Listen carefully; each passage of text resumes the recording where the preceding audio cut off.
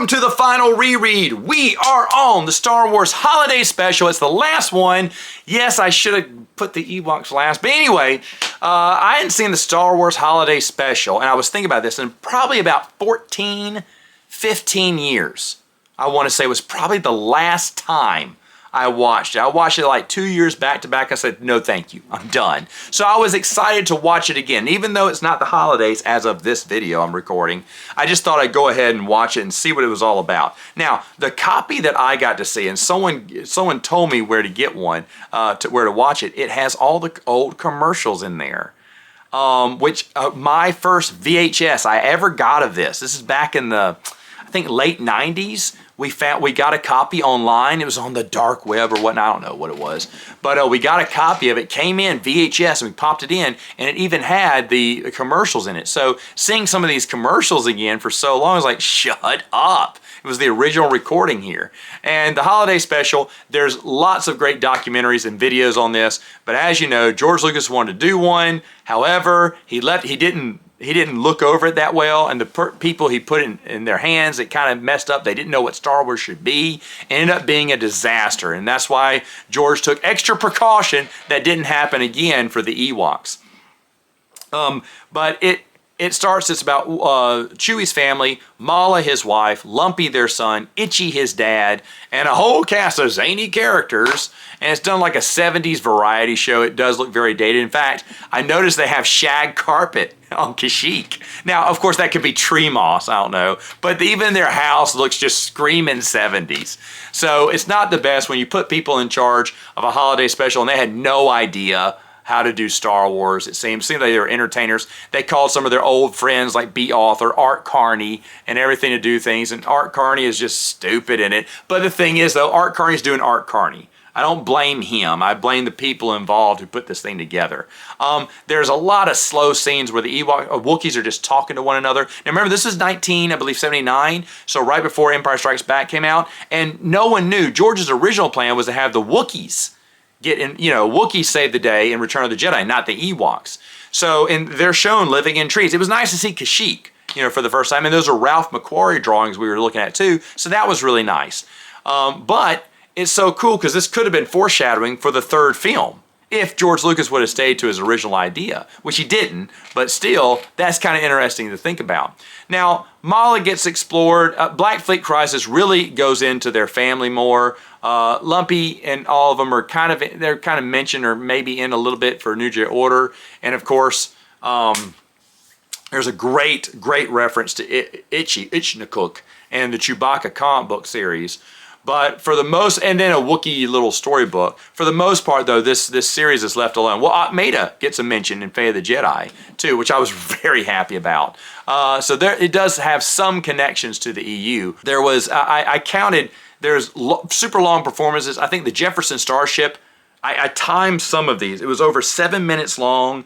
The Acrobat show was over 5 minutes long, and it's just, back in the day they had variety shows, acrobats, jugglers, singers, performances, and that was what it was all about, just getting, a lot of stars at that time, which I didn't know hardly any of those people, getting on there, doing their little bit, and, making it into a variety show, which is not what Star Wars should have been. It is as bad as you think it would be. They did grab deleted scenes from A New Hope. Those deleted scenes I'm very familiar with because they were also reused for a board game that had a VHS video. I used to own it, but I got rid of it. It was, I can't remember, something with the Death Star.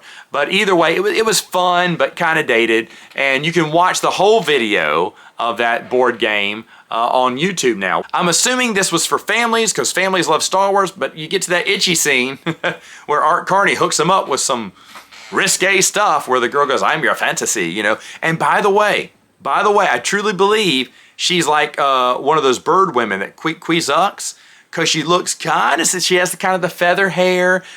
She's laying in one thing, but the gown is kind of covering her feet. So they could have been bird feet. Who knows?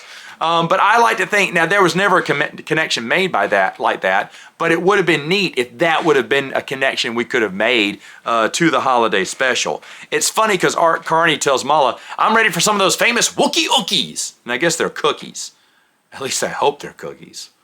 I also like when Jefferson Starship is playing, how the Imperial officer is basically just sitting there. I guess he's got nothing better to do while everyone's searching the house but to watch this, and after it's over, he's smiling like that was a good show. I love that. Now, everyone talks about the cartoon being the best part of the thing, and it's nice, but it's not the best. Well, it is the best thing. That's because everything else is such a train wreck.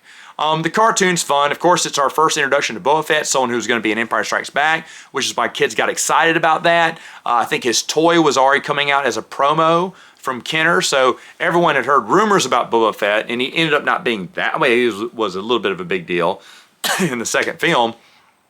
But Boba Fett getting his maybe first ever appearance in a film before on this one, and obviously it's not canon.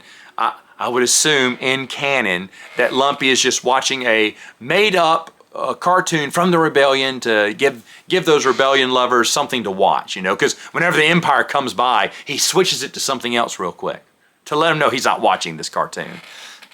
Even though the cartoon, the planet looks pretty cool. It's like a ocean made of pink jello, which I think is kind of neat. Of course, there's a talisman that knocks out humans for a while, and you have to hang them upside down, which is why Han's hanging upside down at the very beginning. And Chewie's trying to scare Luke away without, I guess he can't radio him. I guess the radios are out.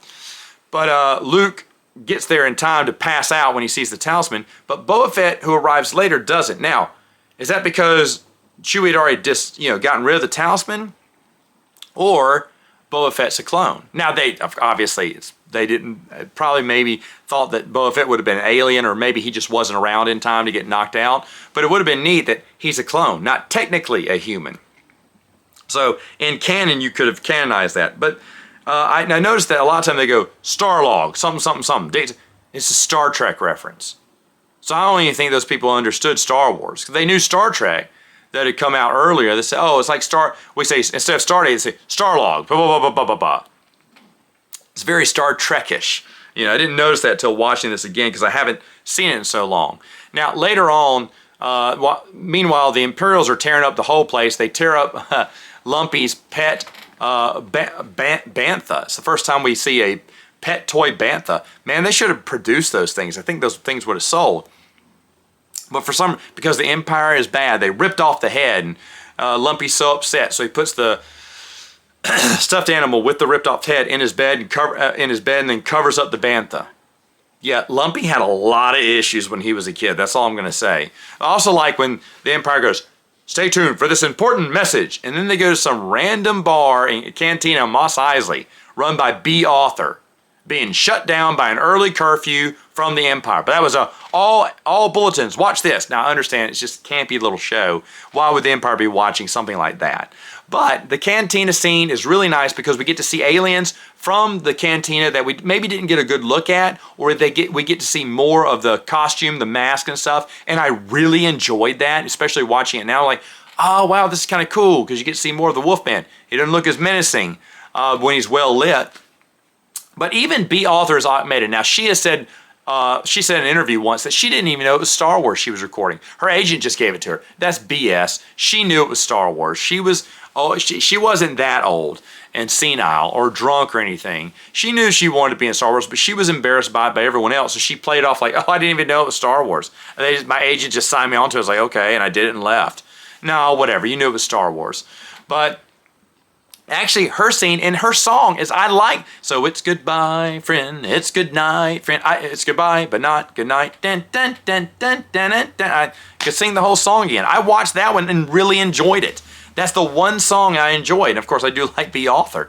And like I said, I was thrilled to see Almeida in Fate of the Jedi, just for one reference there.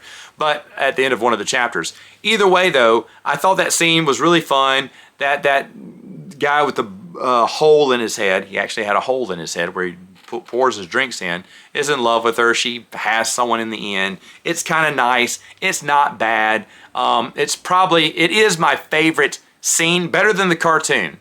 I love the B. Author in the Cantina scene. I think that is my favorite scene in there. I like when Chewie comes and Mala's looking at him and they look at each other and they're all loving and everything, and Mala's giving him the look. And I'm like, hey now.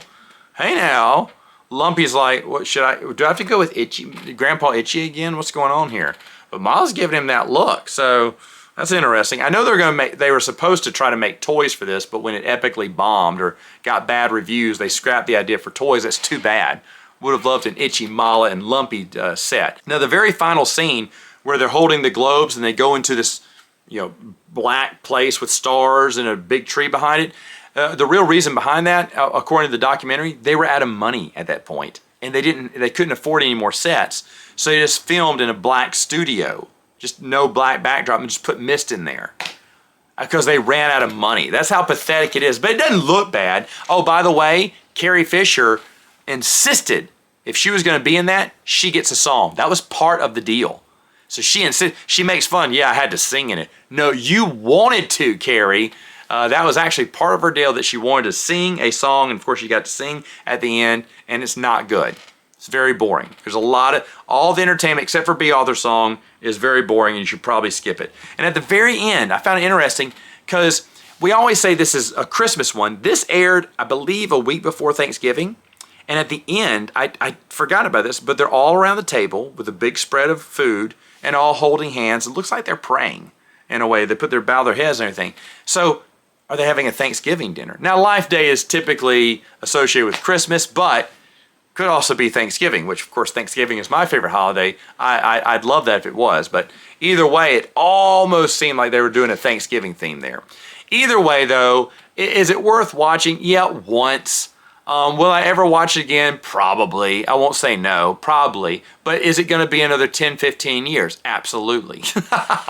It's something I just can't watch. It's not something, is it as bad as everyone says? Yeah, in a way it is pretty bad. But if you fast forward through the Acrobat and most of the songs, it's okay. It's not the best. I did enjoy the old commercials on this. I will say that. That was really good. But in the comments below, have you seen the holiday special? Do you enjoy the holiday special? What do you love about it? What do you hate about it? Let me know in the comments. Folks, this has been fun. This is the end of ReWatch. What shall we do next?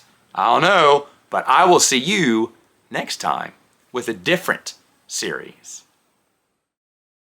Is that a tear, friend? In your eye? Now it's good night, friend. What? Good night, friend.